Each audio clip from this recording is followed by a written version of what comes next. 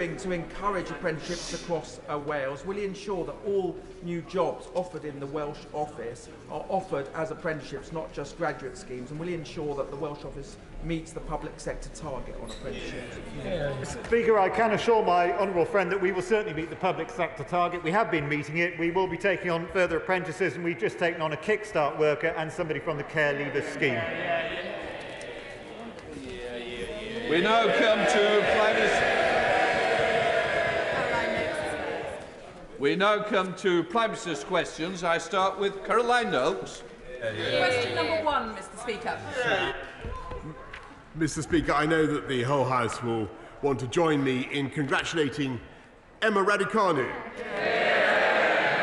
Joe Salisbury, Alfie Hewitt and Gordon Reid for their victories in the US Open. They've made the whole nation proud. Mr. Speaker, on Battle of Britain Day, we honour the legacy of those brave air crews who defended our nation.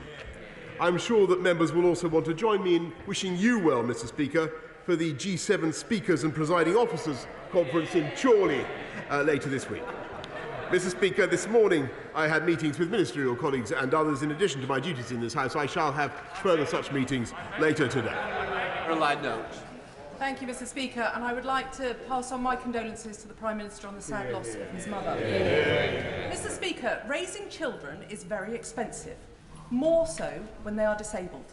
The children impacted by sodium valproate have suffered physically, mentally, and indeed financially. When the Cumberledge report was published, there was real hope that they would get support.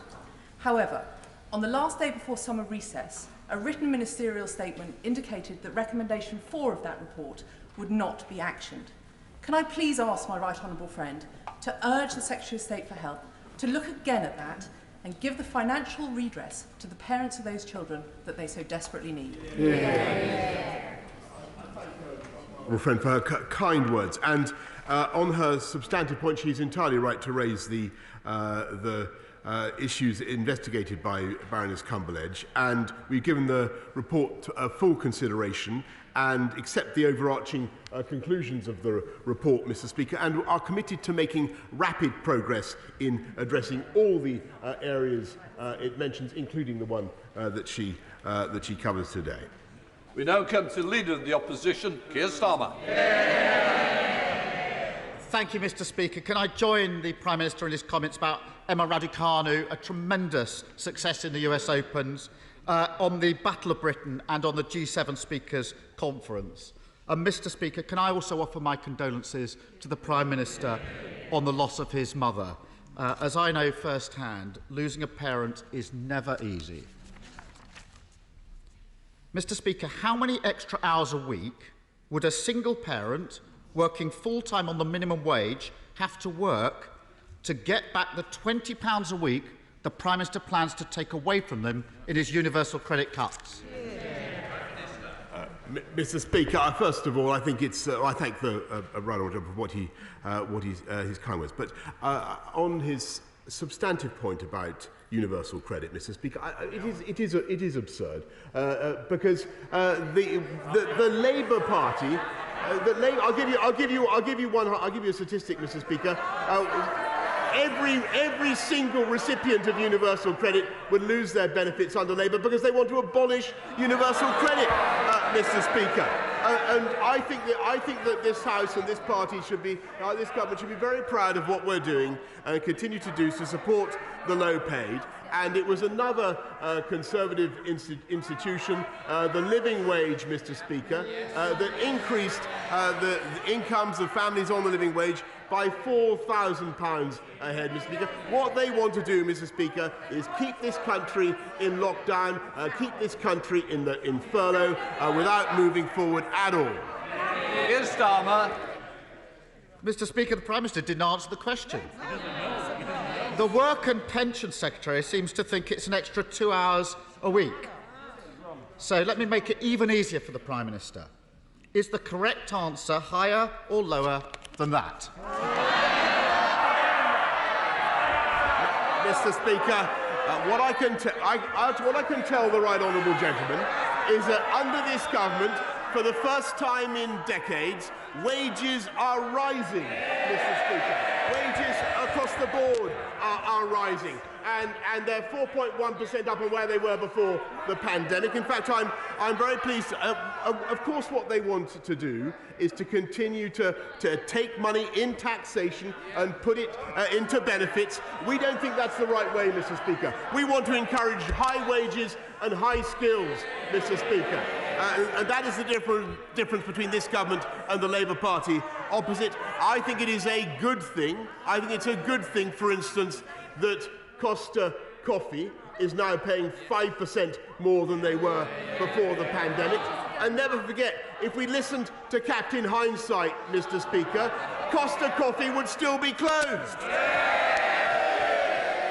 Keir Starmer. Mr. Speaker, it wasn't a difficult question. The answer to the question, maybe it's silly, they say. It's a silly question. How much would somebody working full-time on the minimum wage have to, how many hours they'd have to work to make up for the cut, is apparently a silly question. The answer, I'll give the Prime Minister the answer to the question. It is much, much higher. A single parent could be a constituent working on the minimum wage, already working full-time, would need to work over 9 hours a week on top of their full-time job just to get the money back that the Prime Minister is taking away from them.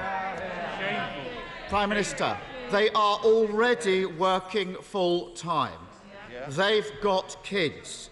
How on earth does the Prime Minister think they're going to find the time to work an extra 9 hours? In truth, Mr. Speaker, an extra day every week. How, Prime Minister? Mr. Speaker, I tell you what we're doing to support people on low incomes, not only with the living wage, but 30 hours of free childcare, freezing petrol duty, Mr. Speaker, extending the cost of heating allowance for 780,000 people across this country. But even more important than that, Mr. Speaker, for the low-paid, what we're doing is seeing encouraging measures to see their wages rise.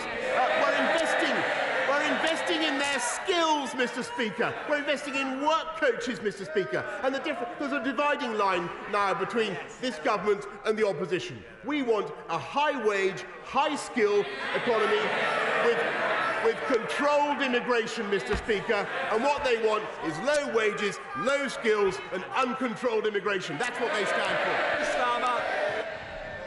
Let's test that right now. We've had 3 questions and the Prime Minister hasn't answered one of them. And it's obvious why. The truth is that these low-paid workers can't work longer hours to get back the money the Prime Minister is cutting from them. He knows it. They know it. Millions of working families will be hit hard, very hard, by the Prime Minister's universal credit cut. And the reason, Prime Minister, is this. Why would they have to work an extra 9 hours, a full day every week, to get that £20 back? It's because of his broken tax system. He's just said how good it is. So let's test it. After his national insurance rise, for every extra pound that these workers earn, his government will take more than 75 pence from them. That's why they have to work for 9 hours one day. Why is the Prime Minister? He's just said how he's going to raise wages, what he's going to do. That's the situation. Why is the Prime Minister making a bad situation worse for working people by hammering them with a cut to universal credit and a tax rise? Mr. Speaker, actually what we've done with our local housing allowance is increase by £600 the amount of money to be available to exactly the type of person that he mentions. But he attacks the plan, Mr. Speaker. He attacks our plan to fix the backlogs in the NHS that we announced last week. And I have to say, I thought it was utterly incredible that the party of Nye Bevan should have come to this House last Wednesday and voted against measures that would fix the NHS, Mr. Party. And Mr. Speaker, it's quite clear that this is now the party of the NHS. They simply do not have a plan, Mr. Speaker. They don't have a plan for universal credit. They want to abolish it, and they don't have a plan to fix the NHS or social care, Mr. Speaker. Keir Starmer. Mr. Speaker, an unfair tax rise which won't fix social care and won't clear the NHS backlog is not a plan, Prime Minister. And the Prime Minister pretends. He pretends he's no alternative but to hammer working people with tax rises and universal credit cuts. But that's not true. His approach means that a working single parent who's a qualified nurse would lose £1,143. A supermarket worker could lose £1,093. A teaching assistant could lose £1,081. But at the same time, the Prime Minister wasted billions on crony contracts, cut taxes for people buying second homes, and handed out super tax deduction for the biggest companies. That's not taking, Mr. Speaker, that's not taking difficult decisions, that's making political choices. So why is the Prime Minister choosing to take a tax system that's already loaded against working people and making it even more unfair? Mr. Speaker, it is absolutely ridiculous that he should attack the government over salaries for nurses when we put them up by 3%, Mr. Speaker, on top of the 12.8% rise that we introduced, when we're hiring 50,000 more nurses, Mr. Speaker, and when we're just putting another £36 billion into the NHS and social care on top of the £33 billion that this government invested when we came into office. We are, Mr. Speaker, 1 in 10 of the people in this country is now on an NHS waiting list. They know that the NHS backlog needs to be fixed. They know that this government has a plan, and they know that Labour has got absolutely nothing to say.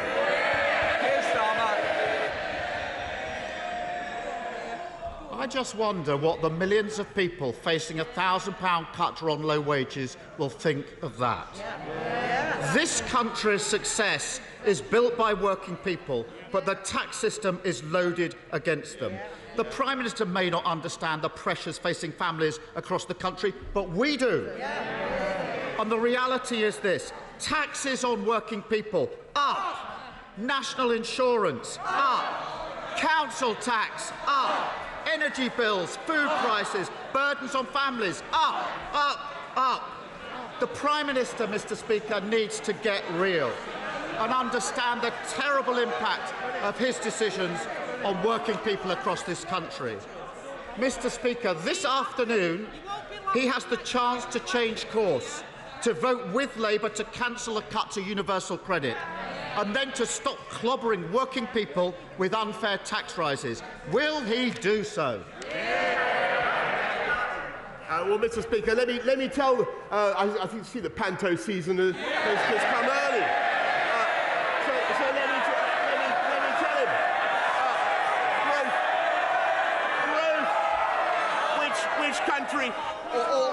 Order. If it is, it's certainly behind you, Prime Minister. Well, let me ask you, Mr. Speaker, since you're a man of great restraint and taste and judgment, which country has the fastest growth in the G7? Where is employment up, Mr. Speaker? Where are job vacancies at the highest level? Up, Mr. Speaker.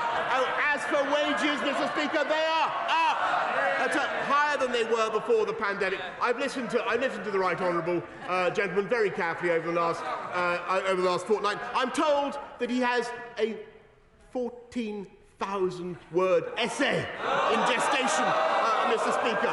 I don't know why he can't produce it right away. I mean, why does the world have to wait for the thoughts of Chairman Keir? Having listened to what he's had to say, his non-existent plan for benefits, for universal credit, his non-existent plan for health and social care, I can compress those 14,000 words to 4, Mr. Speaker. Vote Labour, wait longer. That's what he stands for, Mr. Speaker. Our plan for jobs is working, Mr. Speaker. Our plan for COVID is working. Hey, come on, Cheryl. The Minister needs to count the number of words. Come on, Cheryl. Thank you, Mr. Speaker. Mr. Speaker, be it farm workers or lorry drivers, my employers are saying they want more staff. What more can the Prime Minister do to increase the training and mobility of job seekers to help them into the jobs they need. I thank my honourable friend, and she's absolutely right to point out to the problem of lorry driver shortages, which is affecting the whole world, from Europe to North America. What we're doing immediately is, of course, working to get out more licences. We're taking advantage of a post-Brexit freedom, I can tell the House, so that all the young thrusters on these benches here with a post-97 driver's licence can now drive a vehicle with a trailer as well. Everybody can drive a vehicle with a trailer as well. But what we're also seeing, Mr. Speaker, after a long period of stagnation in wages for those in the road haulage industry, we're also seeing an increase, a long overdue increase in wages. And that, Mr. Speaker, is part of the same phenomenon that this government is introducing and they are opposing. Leader of the SNP, Ian Blackford.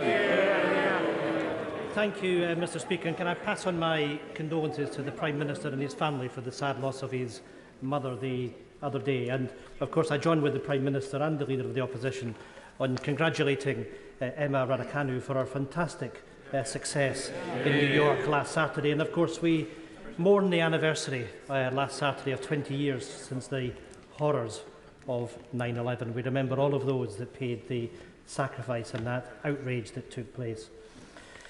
Mr. Speaker, this morning we learned that the rate of inflation has reached its highest level in a decade. For ordinary workers and families, prices are going up at the very moment when they can least afford it. Workers and families need more than just a winter plan for COVID. They need a winter action plan to fight a Tory poverty pandemic that is only going to get worse. So, does the Prime Minister know, and can he tell us, how much Tory government cuts to social welfare will cost the average nurse? Mr.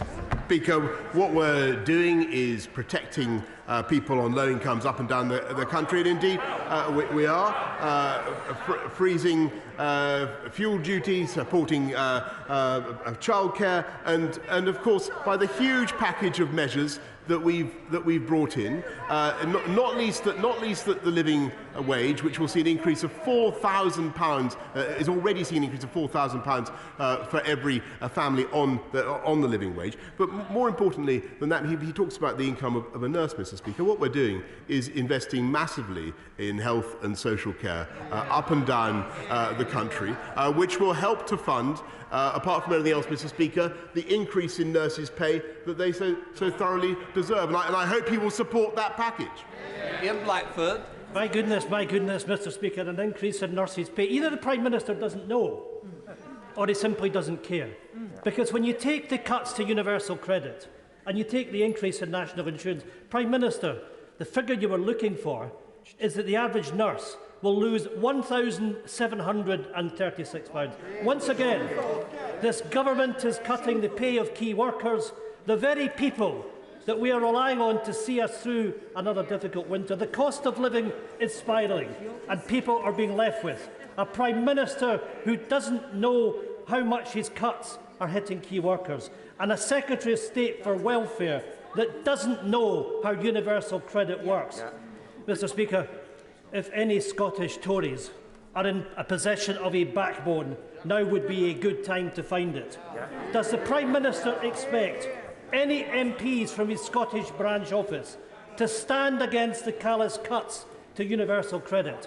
Or has the Prime Minister already bought them off with promises of jobs in his reshuffle?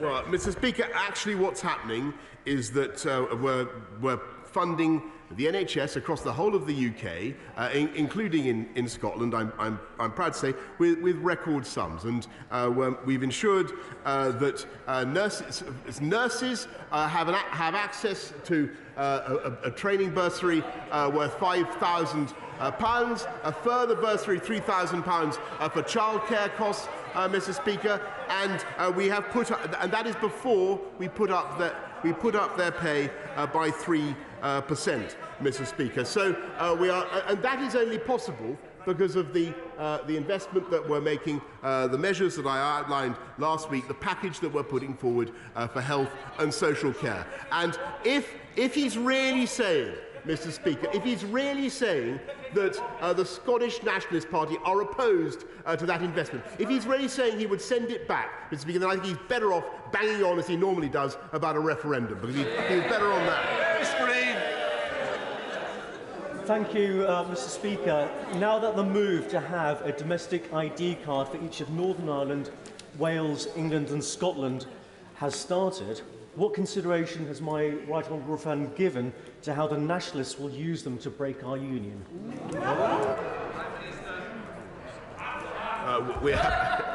I'm very grateful to the vigilance of my honourable friend about the matter of ID cards. I can tell him that we have absolutely no plans to bring them in, but I will watch them very carefully, Mr. Speaker. Mr. Speaker, can I too offer my condolences to the Prime Minister on the loss of his mother.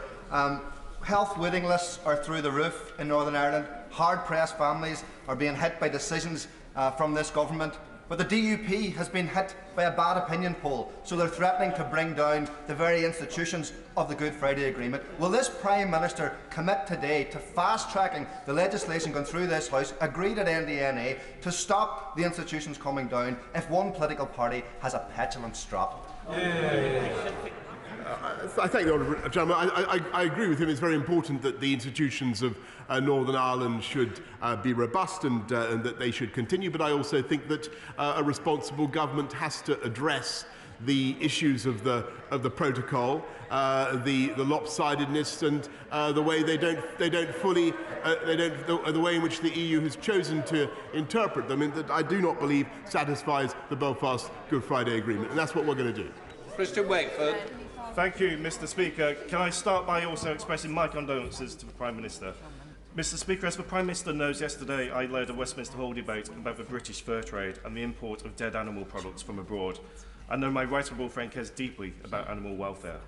Will he please join me in denouncing the horrible, cruel and unnecessary slaughter of an average of 1 million animals every year just for their skin? In a post-Brexit Britain, we can outlaw this horrible practice, a practice that I'm sure he and many, many others of British people hate. Will he meet with me to discuss my campaign to end the import of fur to Britain and truly make a fur-free Britain? I'm sure, Mr. Speaker, that my honourable friend speaks for millions and millions of people up and down this country who abhor the fur trade and don't want to wear fur. Obviously, we've banned the fur farming in this country for a long time, Mr. Speaker, and we're going to look at what we can do, working with the fur sector, to understand what we can do to prevent fur being imported into Britain. Chris Brown. Thank you, Mr. Speaker. By the time my wonderful friend Linda went to the doctor, the cancer was already so advanced that she only had a few weeks to live. Many honourable members have been through cancer, and they know well that early detection saves lives. Yeah. And unfortunately, of course, long waiting lists will make it more difficult to save lives. The real problem we have is we have a massive shortage in the number of thousands, in the number of pathologists and radiologists to catch the cancers in the first place, and a massive shortage of oncologists and dermatologists to do the treatment. So regardless of the money, how are we going to make sure that we've got the personnel, not in 5 years' time or 7 years' time, but now, to be able to save lives? First of all, I want to say how sad I am to hear about his constituent, Linda, and her experiences, I think, have been shared by literally millions of people in this country during the pandemic, because they haven't been willing or able to get the oncology treatment that they need because of the pressure of COVID on the system. The system is now coming back, trying to help everybody as fast as possible to fix the backlogs. And so, yes, it's necessary to hire more nurses and more doctors, and there are about 10,000 more nurses now, about 6,000 more doctors. And he's right in what he says totally right in what he says about radiologists and pathologists. But if I can just respectfully say to the right honourable gentleman, that must be done by means of the big, powerful package that we put forward last week to raise the funding necessary, which I believe that his party should have supported, and I think it's incredible that they didn't. Tom Randall. Mr. Speaker, work continues to improve maternity services at Nottingham University hospitals, and last week local MPs heard from those affected in a meeting with the Minister for Patient Safety, including from a former constituent of mine whose baby died only 8 weeks ago. Will my right honourable friend agree that it's right that there's going to be an independent review into local maternity services, and will he join me in asking for those affected to come forward to give evidence to that review, so that in the future mothers across Nottingham should get the maternity services that they both need and deserve? Yeah. Yes, I thank my honourable friend for raising this matter. I know that he's campaigned on this. The review is going ahead. We will look at what to do once it has been completed. But in the meantime, Nottingham University's hospitals are going to be supported through the National Maternity Safety Support Programme. Olivia Blake. Mr. Speaker, across the country there are children who haven't gone back to school because their schools say they can't meet their needs. Do the continued delays to the government's SEND review mean that the government has abandoned these children, and will the Prime Minister listen to the concerns of parents and young people and make sure their voices are heard in this review? I'm very grateful to her. She's raising a very important point. But when this government came in, a key part of the £14 billion extra that we put into education was to invest in special educational needs, to allow local areas to build more SEND schools where they were necessary, and putting in another £780 million in extra SEND education for our kids. If there's a particular shortfall in a particular school, particular area that she wishes to raise, then please write to me about it. Sir Roger Gale. Mr. Speaker, I know that my right honourable friend wants to see the United Kingdom growing more crops. We're not going to blaze a trail to self-sufficiency by building over our finest agricultural land. That's got to stop now. On this back British Farming Day, we're at harvest time. But Mr. Speaker, all is not safely gathered in. In 3 weeks, Thanet Earth in my constituency, one of the largest glasshouse companies in the country, growing tomatoes, has had to trash £320,000 worth of produce because of no pickers and no drivers. Because of a lack of labour force, the crops are rotting in the fields and on our trees. Mr. Speaker, will my right honourable friend seek to introduce immediately a COVID recovery visa so that this year's crops are not lost? I thank my right honourable friend, and he's absolutely right in what he says about the importance of buying British and eating British. Our food is the best in the world. He's right also to address the problems in the supply chain that we're currently seeing, but we are taking steps. And of course, this has been a problem for a long time. But what we have is the seasonal agricultural workers scheme, which we will use to ensure that British farms get the labour that they need, Mr. Speaker. Obals. Thank you, Mr. Speaker. May I add my condolences to the Prime Minister and his family. Mr. Speaker, does the Prime Minister believe that burning fossil fuels will not be a source of energy in the UK in the future? Yes, Mr. Speaker, and just since 2012, when I think I was Mayor of London, we have cut. We've cut CO2. We've cut our dependence. We've cut CO2 massively. But we've cut our dependence on coal from, I think, 40% to less than 1%. How about that, Mr. Speaker? To Neil Hudson. Thank you, Mr. Speaker. Ullswater Community College, led superbly by head teacher Stephen Gilby, is a fantastic school in Penrith with 1,500 pupils, over 200 staff and a 600 square mile catchment area. The school is in desperate need of redevelopment to keep the site fit for purpose. In partnership with Myerscough College, the school is providing a lifeline for land-based education in Cumbria after the sad closure of Newtonry College in July. As a great opportunity for the government to level up rural areas, will the Prime Minister join me in supporting the proposed rebuild of Ullswater Community College? Yes, Mr. Speaker. I thank my honourable friend, who's a great campaigner for the people of Penrith and the border. But what I can tell him is that in addition to our support for the 500 school projects in the next rebuilding projects in the next decade, we're doing 100 immediately. And for the financial year 21-22, Mr. Speaker, Cumbria County Council has been allocated £5.3 million, Mr. Speaker, to improve buildings, including Ullswater Community College. Kim Leadbeater. Thank you, Mr. Speaker. Would the Prime Minister agree with me that the impending cuts to universal credit will not just have a devastating financial impact on people, but will also lead to stress and anxiety and undoubtedly have a hugely detrimental effect on their mental health, which on top of the pressures of the pandemic could prove devastating for some? Mr. Speaker, I've answered this many times, but the answer is no. And in any case, Labour would abolish universal credit altogether, Mr. Speaker. The good bill. Back in 2004, Scarborough hit the national headlines when rumours of a new dental practice opening led to hundreds of people queuing round the block in the vain hope of registering as NHS patients. Today, whilst many better-off families continue to enjoy the discounted prices that the NHS offers, many children and vulnerable families still can't register as NHS dental patients in Scarborough-Whitby. Does the Prime Minister agree with me that this needs fixing? Yes, Mr. Speaker, and that's why I totally agree. That's why we're investing in the NHS, and we want the NHS to be a better place for the dental profession, Mr. Speaker. Wouldn't it be a fine thing if this House of Commons voted overwhelmingly, with all members voting for our package of measures to support the NHS? Adam Kazar-Jaffet. Mr. Speaker, September marks Childhood Cancer Awareness Month.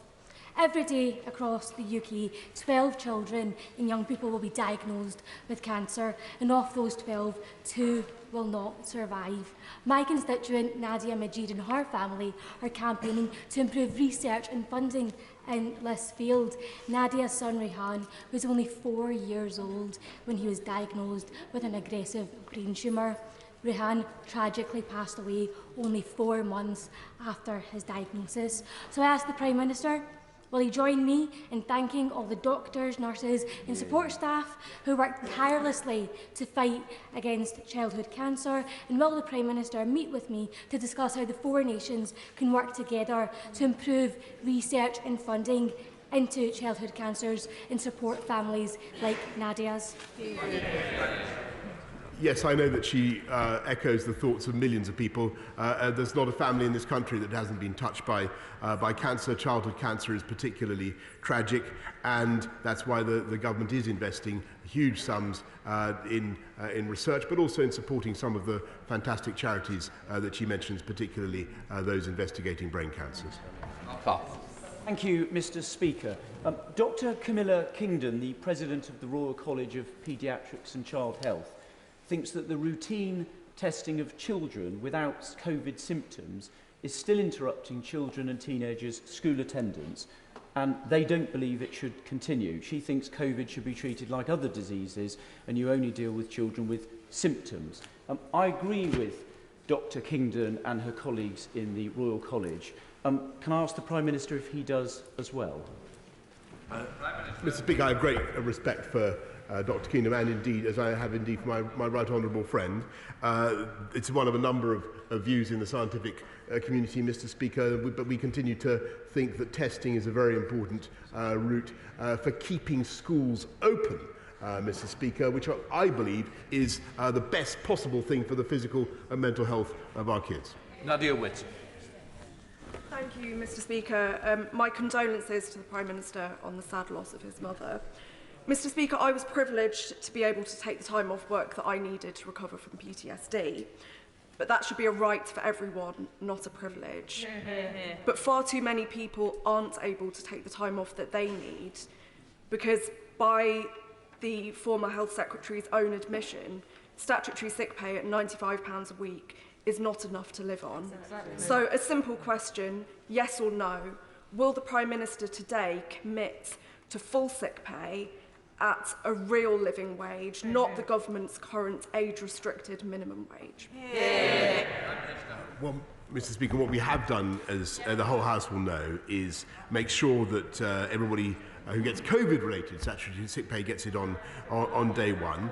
But we've also ensured that most people in this country, when they fall sick or when they need to recover, as the Honourable Lady has, do receive considerably more than statutory sick pay. Bob Blackman. Thank you, Mr. Speaker. As a Queen's Scout, I'm always keen to encourage young people to get into the most successful youth organisation in the world. So last week, I was delighted that the Scout Association has released and announced the first new age range for scouting for 35 years, namely the Squirrels, which allows young people of 4 and 5 years old to become part of the Scout movement. It is particularly aimed at areas of deprivation and disadvantaged children. So will my right honourable friend agree with me that we should congratulate the Scout Association, thank the volunteers who give up their time to enable young people to do so, and encourage young people to get involved in a safe environment for adventure and new challenges? Yes, Mr. Bill. What a wonderful! I had no idea that that the Scouts Association was doing that, but I think it's fantastic that uniformed youth services make a huge difference to outcomes for young people. I think it's fantastic that the Squirrels are now starting them off at the age of 4. You've registered Wilfred. Let's go to Jack Dromey. Mr. Speaker, for over half a century, the GKN factory in Erdington has produced high-quality parts for the automotive industry. Now, following the hostile takeover by Melrose, the company has announced its intention to close the factory, sack 519 workers, and export jobs and production to continental Europe. Now, Prime Minister, there's been some welcome engagement with ministers around this issue. But does the Prime Minister agree with me that in one of the poorest parts of Britain, if the levelling up agenda means anything, this factory cannot close? If support for British manufacturing means anything, this factory cannot close? And does the Prime Minister therefore agree with me that it would be a betrayal of the British national interest were this great historic factory to become history?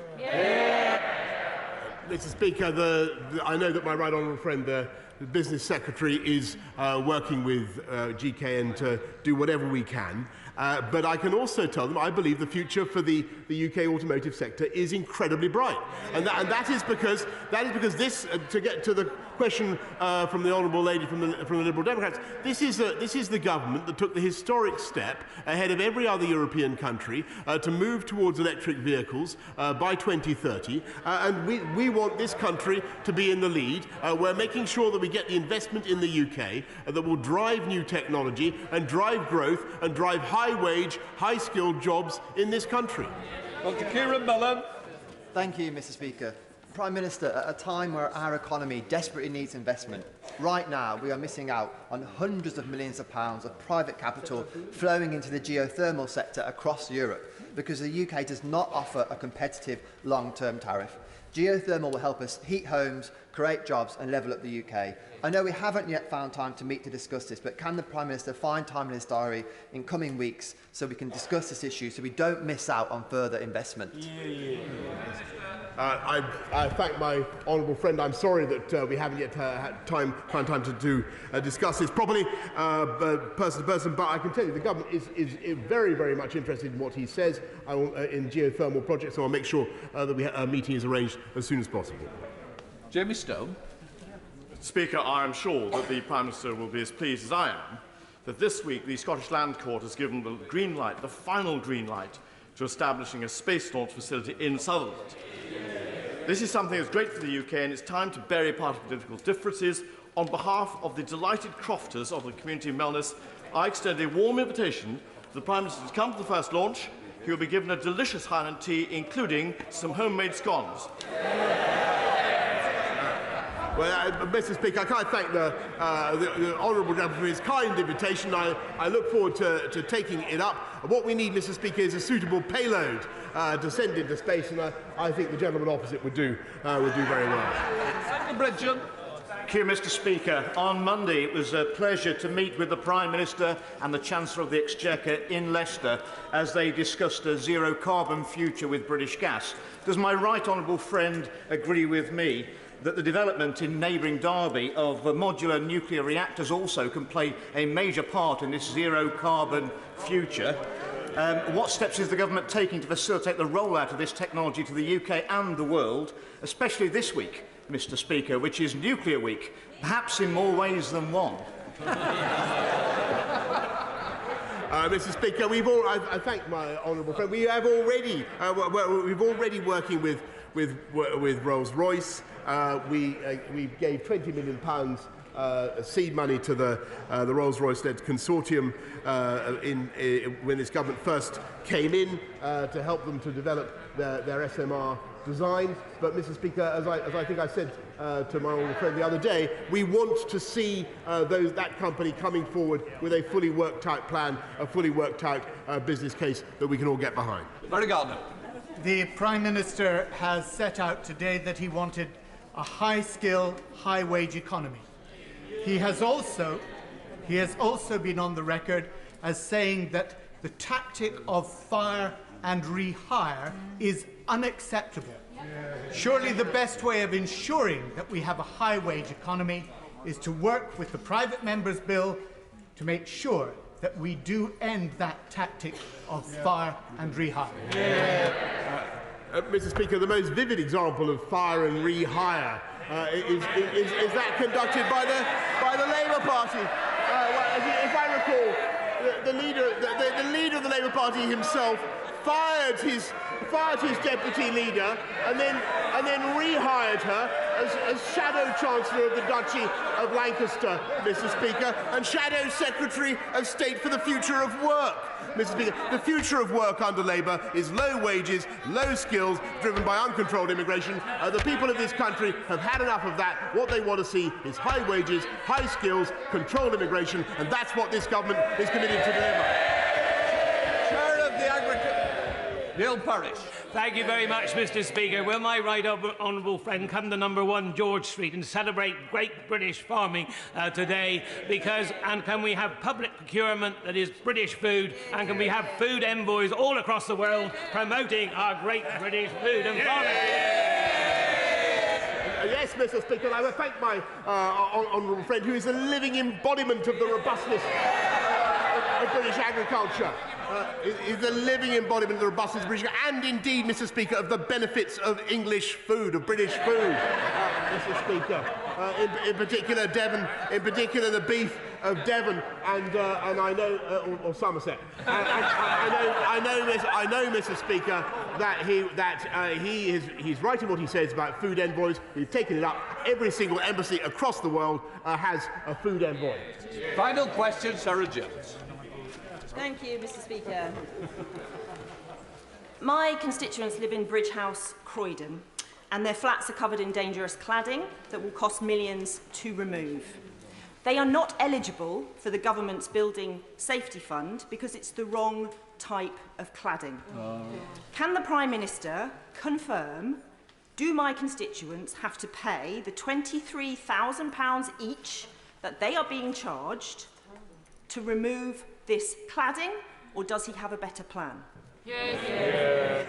Mr. Speaker, if the honourable lady's constituents are being told that they do not have to remove that cladding, then the answer is no. And I think it's very, very important that this House should recognise that too many buildings have been unnecessarily, unfairly, I believe, categorised as dangerous and unsafe. Yes, of course we must remove dangerous cladding, and we're doing that. But I want householders, I want leaseholders I want people living in flats across this country to have the confidence that they can do so in safety, and that is what this government is doing. We're now coming to the 10-minute rule. If people can leave quickly, I will then start the next business. Sure, I'll look. Good to see you. All right.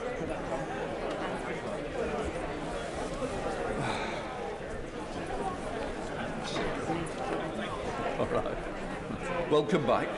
See you back.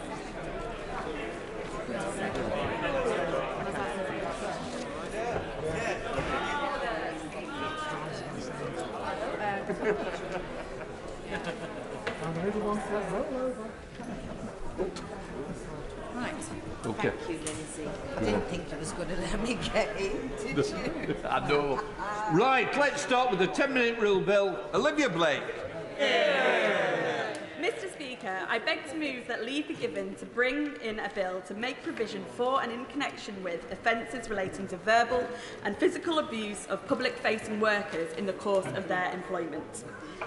Abuse is a regular occurrence, unfortunately. I've been sworn at, spat at, pushed, had trolleys rammed into me, had grown men tell me they will rape and kill me. I have plenty of colleagues that have been assaulted. One had a man wait in the car park for him and smash a glass bottle over his head. That's one constituent's account of the abuse they face at work, but there is more. I've had threats to smash my face in, and threats such as stabbing, threats to my family, punching, needles, threats to follow me home, waiting around until I finished work, arson, and generally abusive shouting and swearing and spitting.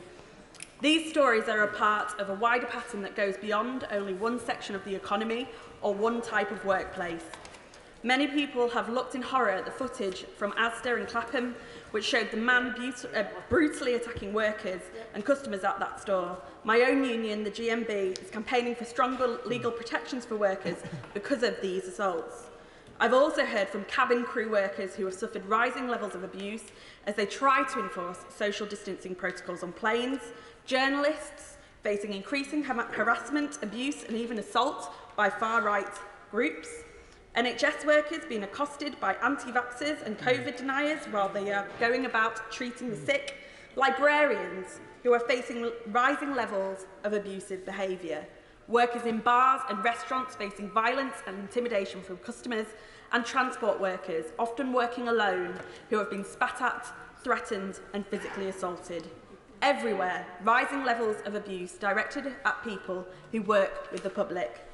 Last June, a survey conducted by the Institute of Customer Services found that more than half of customer-facing employees have experienced increased hostility from customers during the coronavirus crisis. More than half of the participants in the survey from the RMT reported being threatened with physical violence. 88% had been verbally abused, 13% had reported being racially harassed, and 16% being spat at or targeted with other bodily fluids. In a survey in 2010, Usdaw reported very similar. COVID has made this growing problem even worse, but it would be a mistake to think that this is the cause. Before the outbreak, the 2020 crime report found that 83% of people in convenience store sectors have been subject to verbal abuse. It is estimated that there has been more than 50,000 incidents of violence. Some of the responsibility lies with individuals. We need to see a change in behaviour and a culture of how we treat front-facing workers. That change won't happen on its own, and part of our discussion should include what employers can do to protect workers. We need better reporting, support and a more robust pursuit of prosecutions. But we also need to see government take action. Today with this bill, I'm here to propose that a verbal or physical abuse of public-facing workers carrying out their duties has to be made its own specific offence. There are some who say we already have enough on the statute book on this, that there are already laws to take together to cover the offences of abusing frontline staffs, but our laws reflect and shape our society. If the existing legislation reflects the situation in which we are seeing spiralling levels of abuse, then it is time that we changed it, because the status quo simply isn't working.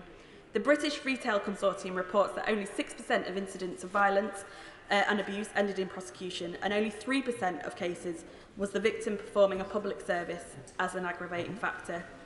The lack of action has consequences. In a survey conducted by the RMT, 43% of respondents said they hadn't reported the incidents to their managers. When asked why, the most common reason was that they didn't feel it would be taken seriously or that it was just part of their job. A quarter said that they had reported incidents and no action had been taken. Usdaw found similar, with a survey saying a quarter of their members had never reported abuse they suffered and that it was a regular occurrence. The most recent polling of the Institute of Customer Surveying reports nearly half of workers who participated in a survey do not report incidents of abuse. Over half of those who had been abused didn't think it would make the difference. And why would you when the rate of prosecution is so low? No wonder the system isn't working. The sentencing for common assault is complicated. There are 3 categories of harm and culpability, 19 aggravating factors and 11 mitigating factors. A new law would make the process far simpler. We've already seen how it could look in practice. The 2018 Assaults on Emergency Workers Offences Act, the Protect the Protectors Act, provides a good template. The Act was a welcome step forward, but the law has been applied inconsistently. For example, the Prison Officers Association told me that it's been unevenly applied to their context of work, with different rulings classing prison officers as emergency workers or not. Similarly, social workers are often required to engage in emergency work, but they are not included in the Act. However, they are protected while enforcing child protection orders or carrying out mental health assessments in Scotland under the Emergency Workers Scotland Act 2005. These inconsistencies would appear if the law encompassed, would disappear if the law encompassed all public-facing workers. Creating a new offence would simplify the legal process, iron out the existing inconsistency and encourage law enforcement to proactively investigate and support complainants against perpetrators. It would also mean empowering frontline workers to speak up and report incidents of abuse, knowing there is a greater chance that they will be listened to and investigated. It should be an inalienable right to be treated with respect and dignity in your workplace. But many people feel they are ignored by a system which doesn't care about them or take them seriously. Today is our opportunity to demonstrate that we do, and that this is why I commend the bill to this House. The member has the leave to bring in the bill. The question is that the honourable member have leave to bring in the bill. As many of that opinion say aye. Aye. Of the contrary, no. I think the ayes have it. Who will prepare to bring in the bill? Andrew Gwynn, Belle Ribeiro Addy, Rachel Hopkins, Kim Johnson, Navenda Mishra, Kate Osborne and myself, Mr. Speaker. Olivia Blank. Patricia, move on.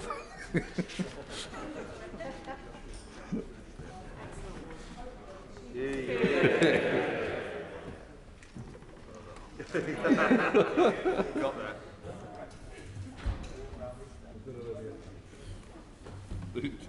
Thanks much.